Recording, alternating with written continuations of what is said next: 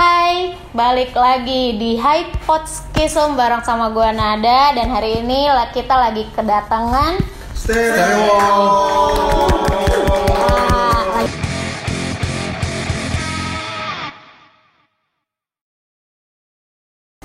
Yang pertama, kita pengen tahu pembahasan tentang awal-awal Stereo sih kak. Jadi kan Stereo ini pertamanya emang pengen nyari cici-cici lah untuk jadi vokalis ya. Dari riset yang kita cari gitu, kita dapatkan. Nah, itu gimana tuh akhirnya Kak Tita yang menjadi pilihan Stereo? Karena saya cici gitu. Jadi sebenarnya cuman kebetulan aja dapetnya cici-cici. Oh gitu, kebetulan. Oh emang gak menargetkan ya? Mungkin targetnya tuh yang penting kita maunya tuh waktu itu pas kalau vokalis cewek, ya kalau karena kita mau waktu itu pada saat itu masih bawainnya lagu orang lah, cuma kita agak kencang nih lumayan. Cuma kalau dandanannya rock banget atau gimana tuh nggak seru nih kayaknya nih, atau kayaknya ini mesti kelihatan ibaratnya dia kayak mesti punya dua sisi gitu loh, kayak kelihatan cute tapi dia sebenarnya dia bisa scream, dia bisa apa kayak gitu. Ya kebetulan dapetnya langsung cici-cici ini. Nah yang ketemu Tita pertama kali tuh siapa? Itu almarhum vokalis baru masa berarti. coy almarhum drummer kita yang dulu. Jadi almarhum drummer kita yang dulu dia temenan di Facebook waktu itu. Temenan di Facebook. Sebenarnya nggak temenan juga kita ya. Kayak cuma kenal Facebook kan kayak semua orang harus temenan mutualan gitu doang ya. Makin banyak teman makin kenal. Oke, iya benar. Beda kan kalau Instagram kalau nggak kenal nggak follow gitu kan. Iya benar. Siapa aja di follow ikutan temen. Ya gitu jadi ya si almarhum drummer kita yang dulu itu ngeliat si Tita ini sering bikin konten kan. Dia ngeband di sekolahnya gitu, scream segala macam gitu. Ya udah akhirnya dicoba di DM tuh waktu itu apa sih? Wall ya? Wall. Oke, balas-balasan wall ya. Kita jadi vokalis aku gitu. Oh gitu. Kalau diajakin. Nah, lo Kak Tita kenapa bisa tertarik tuh? Awalnya diiming-iming apa omongannya? Ke Jakarta Kak. Aduh. Sebelumnya lo emang tinggal di mana? Di Joglo dulu. Oke. Terus?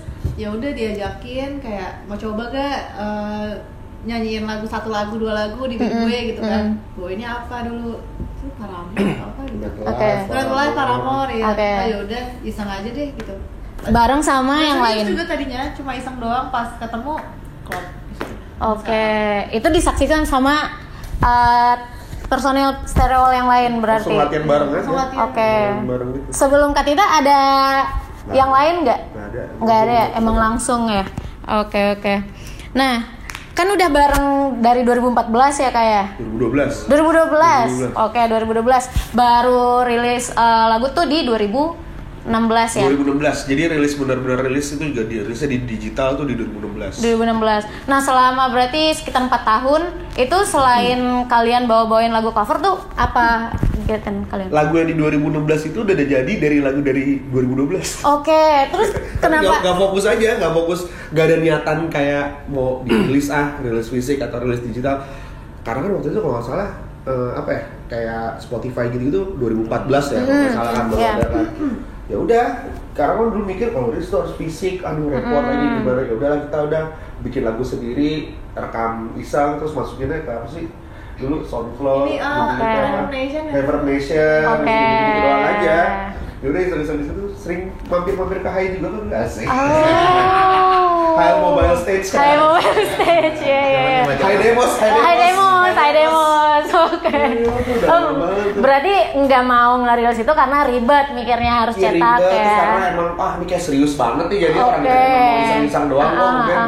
Tapi akhirnya kejadian tuh drummer kita kecelakaan, meninggal di 2013 akhir.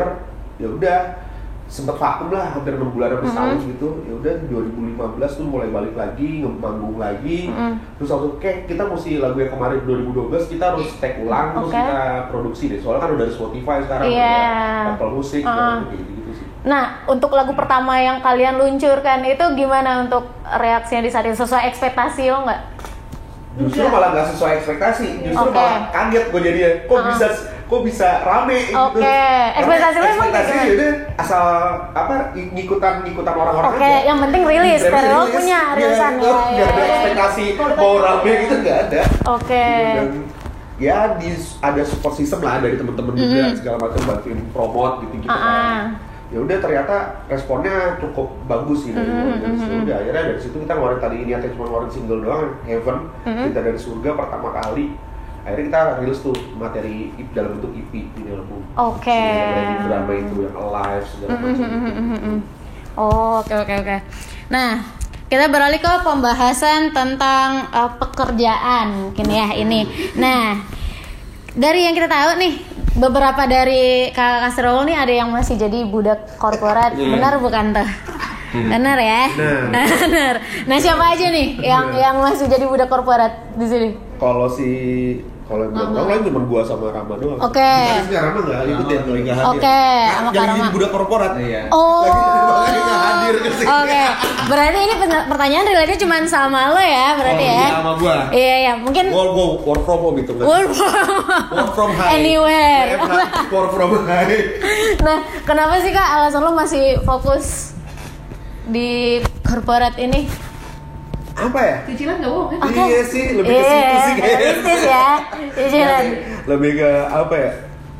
Kayak kalau gue bener-bener, gue pengen kayak orang-orang gitu kayak fokus udah di musik gitu, ibaratnya segala macam. Cuman nggak tahu sampai sekarang tuh masih mikir kalau gue kayak fokus di musik doang gitu. Jadi gue takutnya nih musik gue yang gue pengen dapat funnya, walaupun sekarang misalnya kayak walaupun udah masuk label ya. Tetap harus fokus lah ibaratnya. Cuman maksudnya masih bisa gue anggap fun karena gue masih punya poin fokus gue tuh di si budak korporat ini kan. Jadi pada saat gue menjadikan musik ini, gue ngerasain nih bagi gue ya, gue ngejadiin musik ini benar-benar gue fokus di situ, gue total benar-benar gue nggak mikirin yang lain, benar-benar gitu. Jadi jatuhnya gue takutnya malah fun gue jadi hilang. Oke, lo kehilangan funnya itu ya. Jadi kayak misalnya gue takut hilang apa kayak gimana gitu sih. Oke. Tapi tetap fokus sih sebenarnya di musiknya ya. Cuman maksudnya nggak benar-benar yang. Nah, sejauh ini nggak ada tuh yang dari kalian harusnya ngelatihan atau apa, tapi lo harus kerja. Kayak gitu. Untuk menyesuaikan waktu aja. Berarti lebih kenyesuaiin waktunya ya? Iya, soalnya kan kayak kalau Rama tuh harus selalu work from office kan, dia nggak bisa WFH. Nah kalau gue masih bisa WFH kayak gitu Oke. Nyesuaiannya sih sebenarnya sih. Nah untuk penyesuaian waktu tuh lo biasanya gimana Kak? Menyeimbangkan itu, lo harus bermusik, lo harus kerja. Apa ya? Bikin santai aja sih, bener-bener nyari waktunya aja. Kayak misalnya kalau latihan ya mau nggak mau, suka nggak suka, si malam atau enggak weekend gitu. Karena kan sesuai dari si Ramanya juga kan. Gitu aja sebenarnya. Tapi bisa dibilang juga nggak si musik ini pelarian lo dari kalut-kalutnya pekerjaan? Iya, gitu. Gitu sih sebenarnya. Kalau misalnya gue benar-benar fokus di musik, gue lari kemana lagi kalau gue lagi kalau lo mau ngapain ya? Nah untuk lo berdua kesibukan selain bermusik apa Kak? Usaha. Oh, lo usaha apa tuh Kak? Ada sneakers, apparel, sama ada nanti untuk kreatif lab gitu. Oke. Nah kalau dari lo sendiri untuk penyesuaian apa sih tingkat prioritas lo untuk usaha lo sama bermusik tuh gimana? Sama yang Mamet bilang sih, maksudnya harus ada partnya di musik tuh, bener-bener egonya harus ada di situ, tapi taking seriously aja di situ. Oke. Jadi musik tuh sekarang udah bukan main lagi gitu, jadi udah satu yang serius tapi masih ada funnya gitu. Jadi misalnya kita stres sama usaha, bisa lah ke musik, tapi juga bukan itu pelarian lah ya. Emang bisa takutnya kemana-mana. Iya benar. Lari dong, bahaya. Untuk lo sendiri gimana Kak? Lo ada kesibukan lain mungkin? Iklan, nonton. Gue suka nonton konten lo Kak di Instagram. Konten di platform media sosial, terus apa lagi tuh? Apalagi ya? Ada usaha juga. Udah sih gitu. Oke. Untuk Kak Usai? Aku hampir sama-sama. Oh, usaha juga ya Kak ya? Oke. Gitu aja. Jadi mungkin sarannya untuk teman-teman yang lo sekolah, lo ngeband juga, mungkin untuk saran dari cara-caranya kakak-kakak Sterewol ini bisa ditiru ya untuk menyeimbangkan itu semua biar stabil, balance gitu. Oke, kita mau bahas tentang gimana Sterewol ini sebelum dan sesudah join ke label ya. Sebelumnya kan kalian bergerak independen ya. Nah sejauh ini ada nggak perbedaan karya yang kalian hasilkan dari yang kalian sendiri ini sama sekarang udah di label? Beda sih, kalau yang dari label kita baru ngeluarin satu single kan, tapi kita udah ngerasa cukup bedanya cukup lumayan gitu, karena kalau kita di single sendiri itu kan kita cuma dengerinnya kan dari atas ya kita berlima ini doang kan sebenarnya. Mungkin kalau kita ngetek-nya di mana kita rekaman sendiri segala macam kita cuma lingkupnya segitu-segitu aja. Nggak ada nih dari kuping-kuping orang-orang label yang udah berpengalaman jauh lebih berpengalaman kita. Yang kita pikir pada saat kita rekaman di independen itu kita mikirnya segini kayak udah bagus nih gue nih segini nih. Pas masuk label ternyata kayak lu bisa lebih dari sini nih. Jadi kayak awalnya tuh yang kita mikir kayak stigma di label lu bakal jadi lembek gitu ini ya. dan susah ribut segala. Ternyata malah enggak, jadi kayak mereka jadi kayak ngebantuin. Memudahkan. Iya, jadi kayak ngebantuin kita juga, ngebantuin. Lu kayak bisa deh, iya ngasih masukan. Lu bisa lebih dari ini tanpa lu mesti keluar dari jalur lu gitu.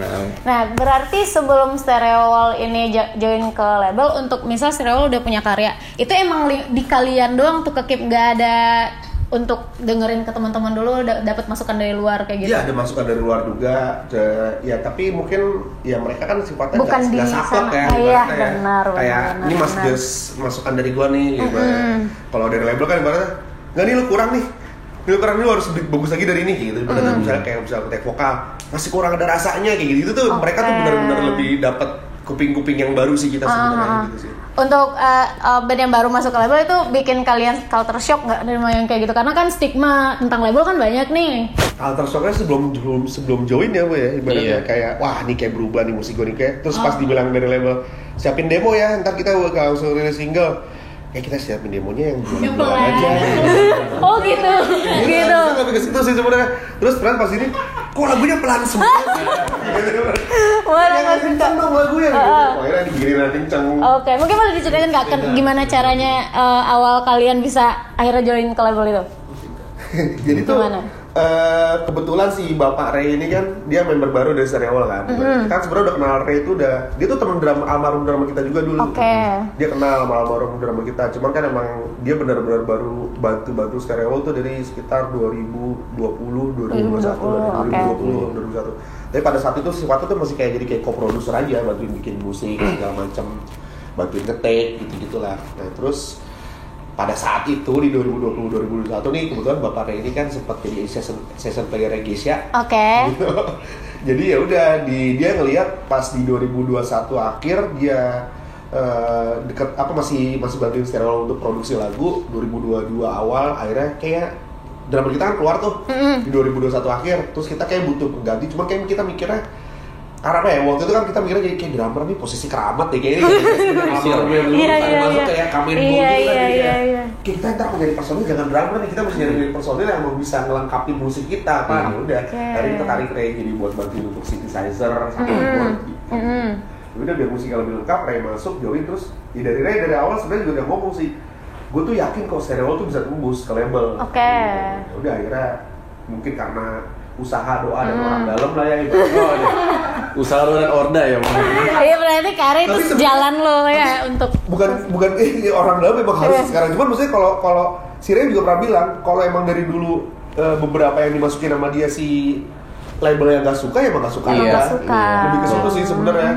Dan si Ray ini yakin banget kalau Stereowall ini emang benar-benar bisa untuk join di label ini karena emang punya poin interestingnya, kata dia lumayan bagus gitu lah. Dibantu sama Kare dan kebetulan label suka. Iya. Gitu sih. Oke, ulti tuh dapet. Nah, by the way nih kemarin Stereowall baru aja dapat ucapan dari Oli vokalisnya Bring Me ya. Iya ya. Mah hadiah ya. Itu gimana sih Kak? Gue kepo sih itu gimana bisa dapet? Itu mah hadiah ulang tahun. Ada ulang tahun. Dari orang. Oh dari orang. Siapa orangnya?